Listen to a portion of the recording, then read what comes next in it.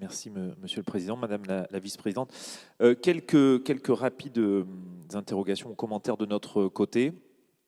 Vous dressez un rapport d'avancement et tracez quelques pistes pour l'avenir. Et nous interrogeons en fait sur la capacité à tracer de nouvelles perspectives alors que l'état des lieux n'est pas clair.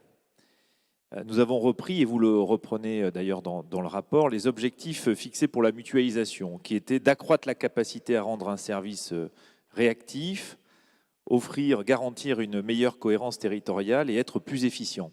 Et quand on essaie de faire le bilan de la mutualisation, je trouve que c'est difficile d'objectiver l'atteinte ou pas de ces trois objectifs. Et en particulier, nous ne trouvons aucune mention des conséquences du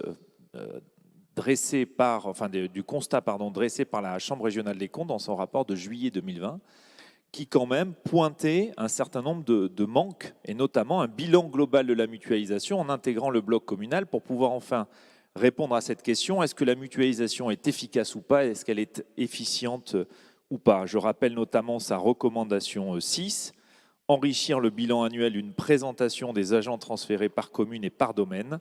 Recommandation 7, en matière de contrôle de gestion, se doter d'indicateurs d'efficacité et d'efficience. Et d'ailleurs, à ce titre-là, dans votre rapport, vous mettez en avant quand même que les dépenses de fonctionnement restent un sujet de préoccupation. Elles continuent de progresser, y compris à l'échelle communale, et alors qu'on a mutualisé, posant quand même la question de l'impact global de la mutualisation.